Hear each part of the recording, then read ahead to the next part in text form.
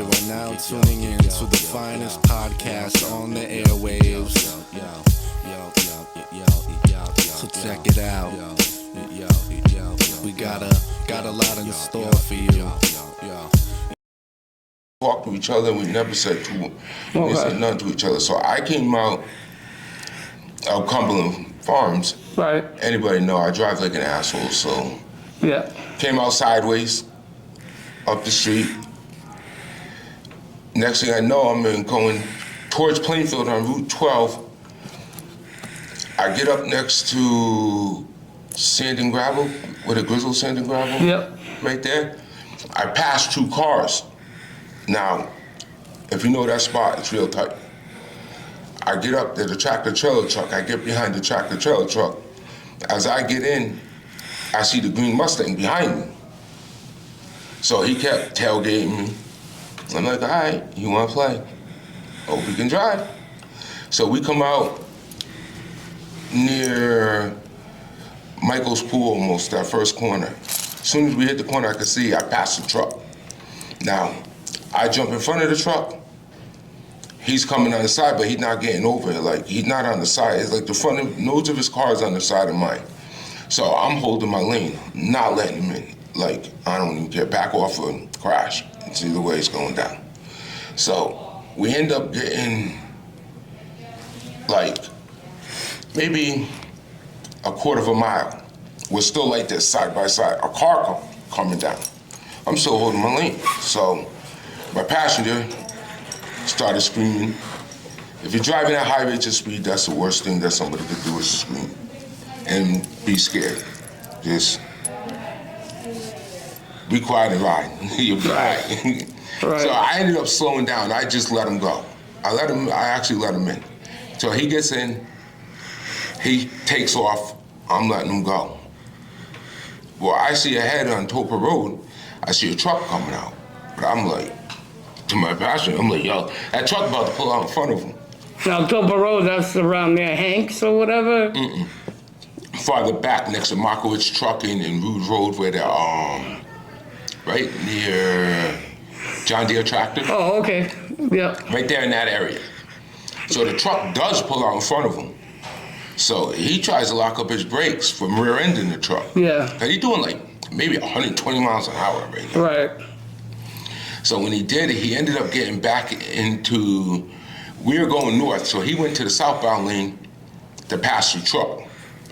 When he got up to probably just about in front of the truck, the motorcycle was coming, he noticed. So he yanked the wheel to the right. Worst mistake he could have did in a Mustang. You know, so when he did, the ass end came out. When the ass end came out, it clipped the back of the motorcycle. Okay. It killed the 12-year-old girl on the motorcycle. I did not see her at all on it. I didn't even know till a couple days later when I read it in the paper. But I did see the dude. Now, his girlfriend was hanging out the car when this all happened. She was like yelling at us because we wouldn't let him in. Well, Right. she ended up getting ejected from the car. Now, this is all happening in front of me. Like, I'm picturing this right now, the day that it happened. She goes like, I don't know, like high as the telephone line. She was up in the air and she landed in front of me. But she rolled all the way over to the left side of the road when the car flipped, because the car flipped like 6, 7 times. He got ejected from the car too.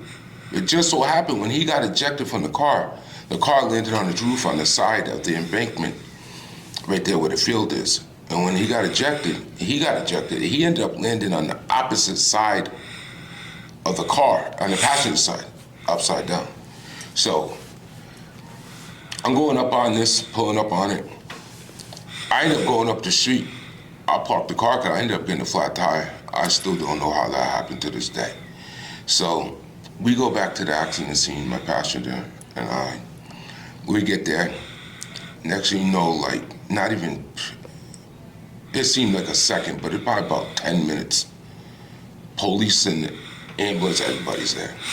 So I'm looking at her, Renee's on the ground, dead shaking, like I'm maybe 3 feet away from her watching. Like, I'm like, oh, like, she's done. So paramedics come put a sheet over her. I talked to one of the cops. I ended up leaving. Next thing I know, I sent my boys to go get the car. I'm thinking nothing of it, like I ain't hit nobody. They tell them to come get me. I go, told them what happened. A year later, they come with a warrant. It was, started off as 2 counts of manslaughter with a motor vehicle, first-degree reckless endangerment with a motor vehicle, second-degree assault with a motor vehicle,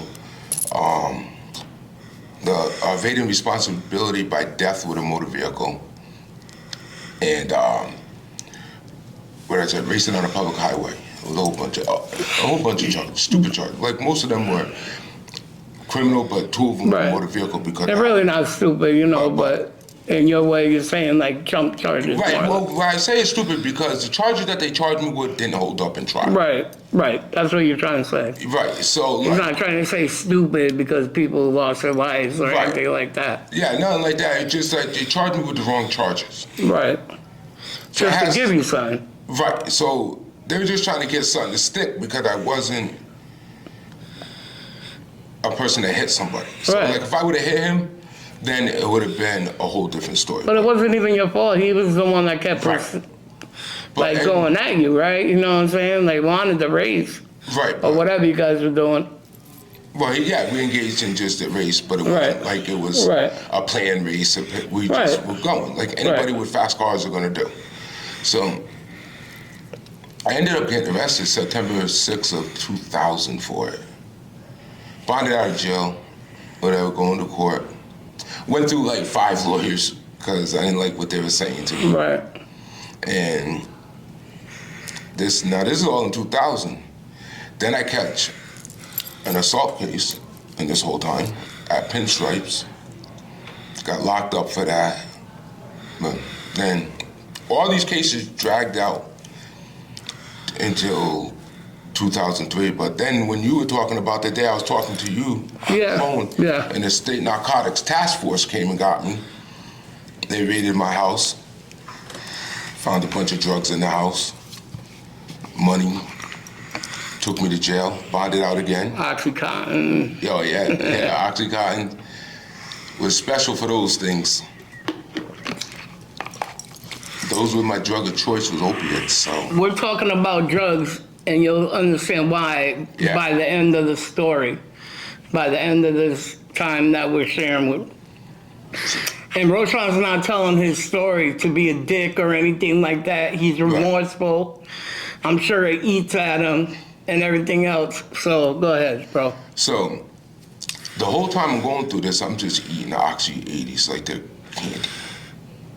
Like I don't just. Is that when you started getting your drug habit after everybody? Yeah, because I really didn't do drugs before. Right. Like I do. I didn't know that. You know what I'm saying? I know you for a long time. Here and there, like never nothing outrageous. I'm sure the death of the little girl and the other girl ate at you and shit. Yeah, like after you knew, like reality sank in about it. So then when they offered the 8 years and all that, but then the drug case topped it off. Like now I know I'm done, so it's do or die with me now. So I caught that drug case, like not even a month later I start trial. So I go to trial, I ended up losing, but what happened was I got found not guilty of the manslaughter charge, charged me with misconduct with a motor vehicle, and I got, not guilty, they just lowered the charge to misconduct with a motor vehicle. Then they turned around and they gave me third-degree assault with a motor vehicle. Okay. And the reckless driving and all that, all the charges. So I ended up going, when I ended up getting sentenced May 2nd of 2003, I ended up getting 12 years for that. So now. How much time did you do out of the 12 years? I think it was like 9 years, 2 months. From May 2nd of 2003 all the way to August 2nd of 2012. Now, with the people, did you know the kid and the girl not the little girl, but the other kid? I knew. And the girl in the Mustang, did you know that? I knew the dude in the Mustang. I knew of him. I didn't know him. Right. I knew of him. Did you know his girl? Yes, actually I did. Okay. Because she used to hang around with some people that I used to hang around. But I didn't know that it was her at the time. Right, because right. so many years had passed. Right. After I knew what the name was. Now, the little girl that passed away, did you know her family, or did I you didn't know no? No. Were they from around the area? Griswold, I think. Yeah. Yeah, 'cause that's what they said they were from. Yeah, I remember hearing that story, but it was like you was on the highway and shit, racing. There was so many different stories. Yeah, there was 1,000. You know what I'm saying? That was always happened. your fault. And Yeah, nobody knew what happened. Because at Yeah, first yeah, they were yeah. saying I hit the car because I bought the car with a dent in it. Right. So that's what they tried to say, but it wasn't true. Okay. So they were just saying anything to Right. make a case stick. Right. And then again, I'm the only one that had full coverage insurance on my car. Right. So that made a big deal because Did the other kid get arrested? Did he get in trouble? So the black, hung himself. Like, like 3 months after the accident.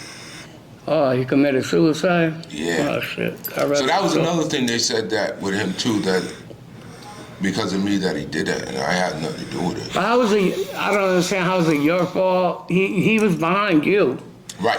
coming up to pursue you, to make you want to race with him. Yeah. You know what I'm saying? You didn't tell this girl to hang out the window. Right. And I'm not saying this to be a dickhead. We're just trying to get the story right and get him right. So, and obviously nobody expected the little girl. Her and her dad were on a motorcycle. That's what Her and happened. stepdad. Yeah. Did you ever meet them? No. Never apologized or said anything?